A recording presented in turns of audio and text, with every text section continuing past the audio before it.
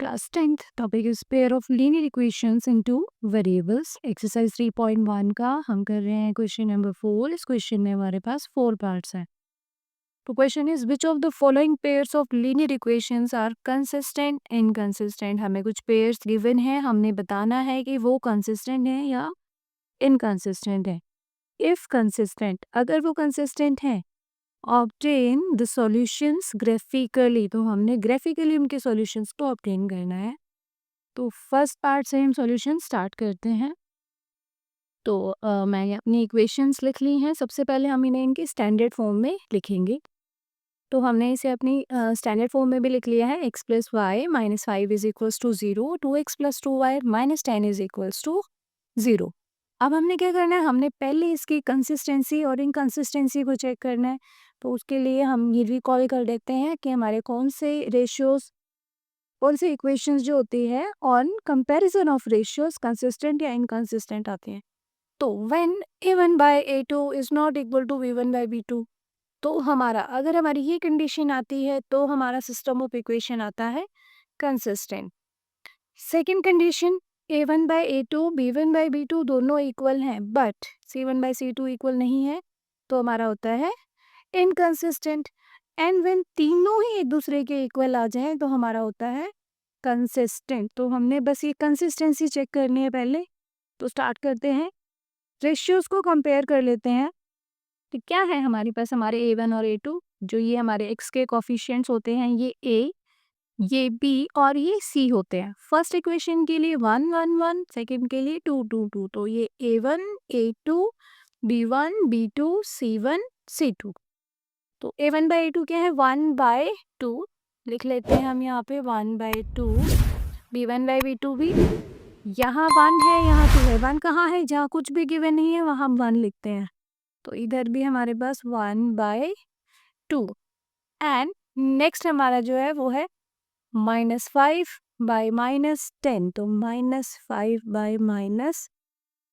इसके बाद हम नेक्स्ट स्टेप में क्या करते हैं, इनको रिड्यूस कर लेते हैं जहाँ तक हम कर सकते हैं. मतलब इनको जहाँ तक हम इन्हें काट सकते हैं, हमारी नॉर्मल भाषा में कहें तो इनको कैंसिल करके सबसे मिनिमम फॉर्म तक ले आता है. तो इनमें तो कुछ भी कॉमन नहीं है, ये ऐसे ही रहेंगे. इसमें भी कुछ भी कॉमन नहीं है. इसमें देखो ये 5 से दोनों कट हो जाएंगे. पहले तो माइनस से माइनस को कैंसिल करते हैं. आफ्टर डेट 5 1 ज़ा 5, 5 2 ज़ा 10. तो 1 बाई 2 1 बाई 2 1 बाई 2 तीनों इक्वल आ गए. तो जब हमारे तीनों रेशियो इक्वल आ जाते हैं, ये वाली कंडीशन है, तो हमारा जो सिस्टम है वो क्या है, कंसिस्टेंट है.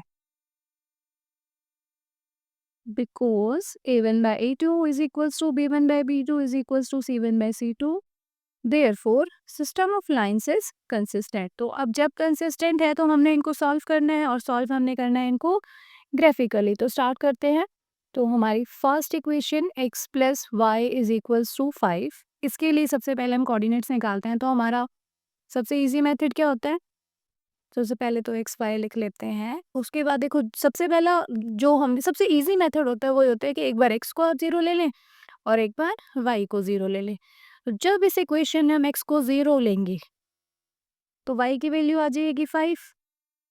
एंड जब वाई को हम 0 लेंगे तो एक्स हमारा आ जाएगा 5. तो हमारे पास दोनों जो पॉइंट्स थे मैं इनको नाम दे देती हूँ, ए एंड बी. ये ए पॉइंट के कोऑर्डिनेट्स हैं 0 5, बी के क्या है 5 0. Moving to second equation. अब यहाँ पर भी मैं लिख लेती हूँ एक्स वाई.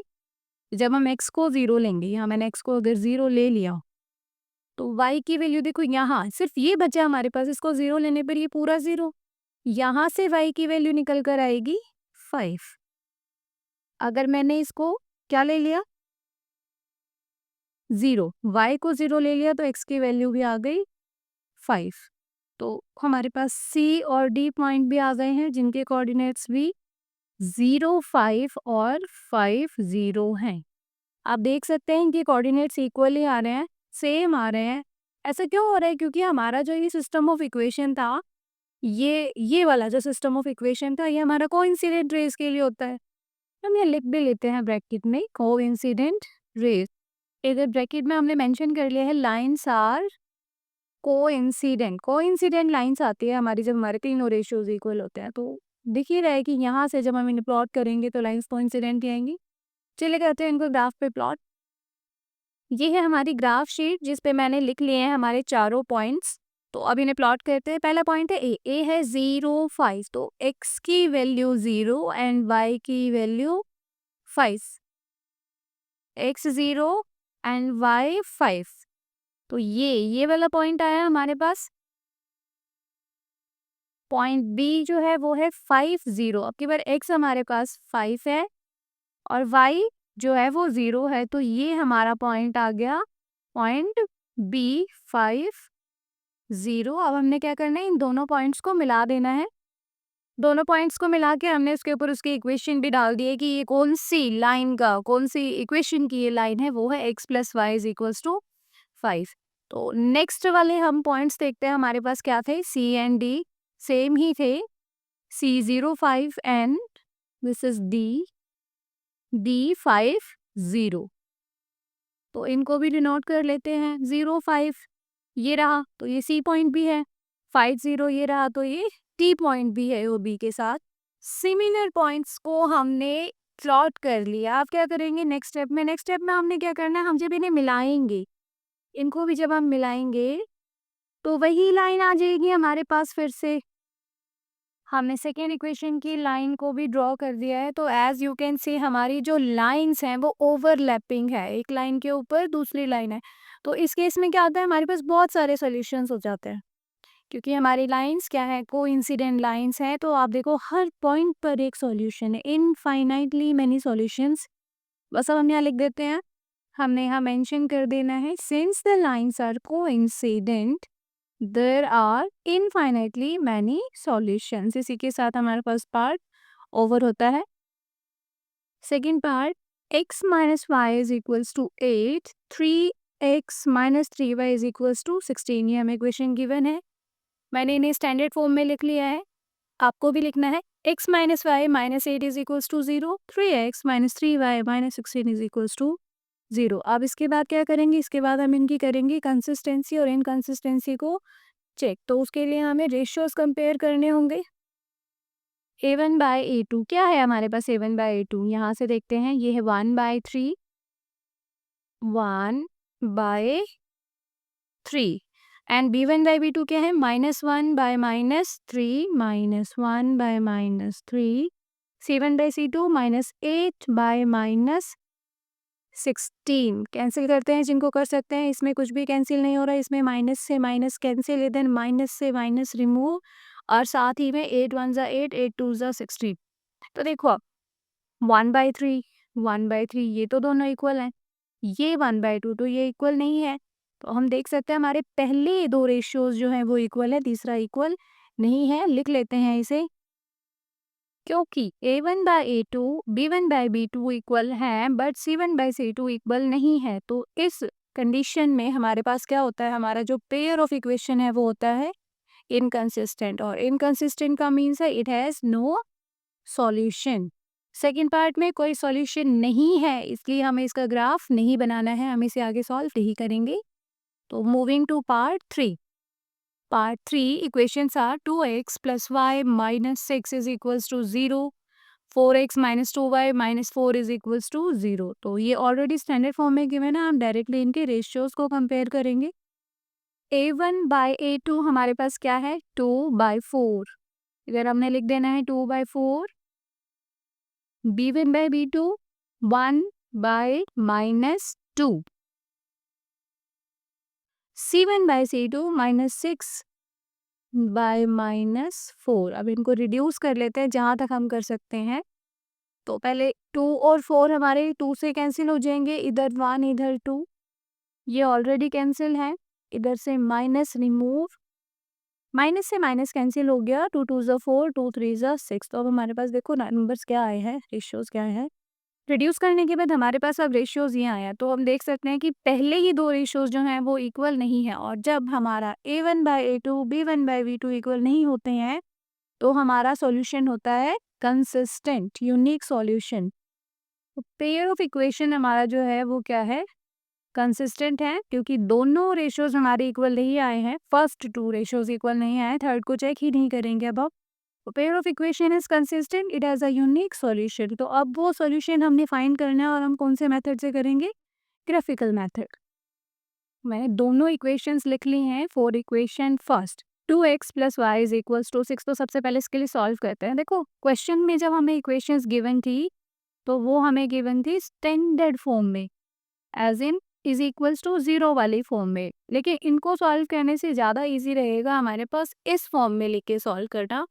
तो मैंने इनको शॉर्ट फॉर्म में लिख लिया। अब हम प्लेस करते हैं वैल्यूज। व्हेन मैंने x को लिया 0, taking x is equals to 0, y की वैल्यू क्या आ जाएगी? 6 आ जाएगी। कैसे आई पता ही होगा आपको। जब मैंने इसे 0 लिया तो ये पूरा 0, अब ये पूरा जब 0 हो गया तो बस क्या बचा हमारे पास? y is equal to 6। तो ये आ गया 0 6 हमारा पॉइंट ए। बी पॉइंट के लिए अब क्या कर रहे हैं हम? y को 0 ले लेते हैं। जब मैंने y को 0 लिया तो x क्या बचेगा हमारे पास? ये तो 0 हो गया। 2x इज इक्वल टू 6, इसका मतलब है x इज इक्वल्स टू 3। तो हमारे b के लिए जो कोऑर्डिनेट्स आए हैं वो आए हैं 3 0। सेकेंड इक्वेशन पे मूव करते हैं, which is 4x minus 2y is equals to 4। तो यहाँ भी मैं x को ले लेती हूँ 0। जब मैंने x को 0 लिया ये पूरा 0 हो गया। क्या बचा हमारे पास? Minus 2y is equals to 4। तो minus 2y is equals to 4 से y की वैल्यू आ गई -2। y को जब हमने 0 लिया तो x ये पूरा 0 हो गया। y 0 लिया, 2 से मल्टीप्लाई होके 0 हो गया। क्या आया हमारे पास अब? 4x is equals to 4। तो यहाँ से x की वैल्यू आ गई 1। जिन स्टूडेंट्स को इन्हें सॉल्व करने में प्रॉब्लम आती है, नहीं समझ पाते हैं कि डायरेक्टली वैल्यूज़ कैसे आ रही है, वो रफ शीट पे इन्हें सॉल्व करेंगे। आप वैल्यू प्लेस करके देखेंगे 0, x को एक बार 0 लेंगे, एक बार y को 0 लेंगे। दोनों टाइप से आपने दोनों ही फॉर्म में आपने सॉल्यूशन निकालने हैं। रफ शीट पे करेंगे, एक दो बार करने के बाद आपको डायरेक्टली सॉल्व करने आ जाएंगे। तो पॉइंट्स लिख लेते हैं। सी के लिए हमारे पास है 0 -2 एंड डी के लिए क्या है? 1 0। तो हमारे पास हमारे चारों पॉइंट्स आ गए। अब हम इन्हें करते हैं ग्राफ पे प्लॉट। तो ये रही हमारी ग्राफ शीट। सबसे पहले पॉइंट ए पॉइंट हमारा क्या है? मैंने चारों पॉइंट्स हमारे ग्राफ पे लिख लिए हैं। ए है 0 6 एंड बी है 3 0। 0 6 मीन्स क्या है? एक्स की वैल्यू 0 एंड वाई की वैल्यू 6। 6 हमारी यहाँ आएगी, मैंने लिखी ही नहीं है। तो 0 6 वाला हमें मिल गया है point 0 and 6 point A. Next हमारा क्या है? पॉइंट ए के बाद वाला जो पॉइंट था वो था 3 0। बी वाला जो पॉइंट था 3 0। तो यहाँ हम ये रहा हमारा पॉइंट 3 0। एक्स की वैल्यू 3 एंड वाई की 0। दोनों पॉइंट्स हमें मिल गए हैं।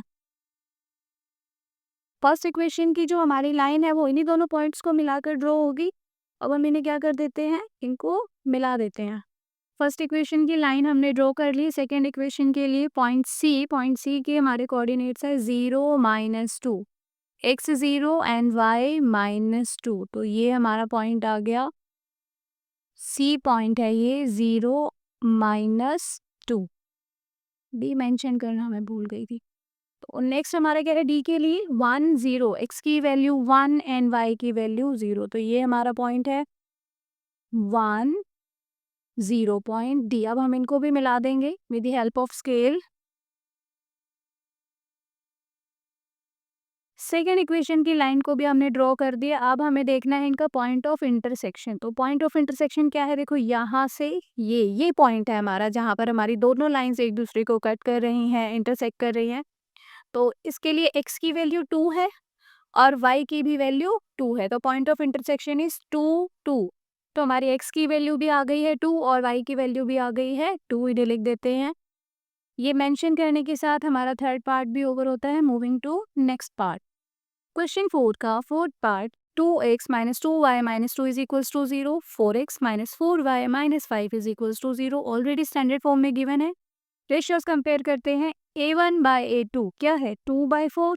लिख दें यहाँ पर 2/4। b1/b2 -2/-5 4 minus 2 by minus 4 and C is minus 2 by minus 5. अब हम इन्हें रिड्यूस करेंगे, अगर कर सकते हैं तो देखो ये हो जाएगा, ये किस पे रिड्यूस होगा हमारा, ये हमारा 2 से हो जाएगा, तो 2 1 ज़ा 2, 2 2 ज़ा 4, इधर भी माइनस से माइनस कैंसिल, 2 1 ज़ा 2, 2 2 ज़ा 4, ये दोनों तो इक्वल आ गए। थर्ड वाला भी चेक करते हैं, माइनस से माइनस कैंसिल हो गया, इसके अलावा इसमें कुछ भी कैंसिल नहीं होगा, तो इनकी वैल्यूज़ को लिख लेते हैं, A1 by A2, B1 by B2 and C1 by C2। अब देखो ये तो दोनों इक्वल हैं, बट ये इक्वल नहीं है, और इस कंडीशन में हमारा जो पेयर ऑफ इक्वेशन होता है वो क्या होता है, inconsistent. Since A1 by A2 is not equal to B1 by is equals to B1 by B2 but not equals to C1 by C2, therefore pair of equation is inconsistent. It has no solution. अब इसके पास कोई solution नहीं है तो इसे आगे solve नहीं करना है। बाकी के क्वेश्चंस के लिए कीप वॉचिंग द वीडियोस।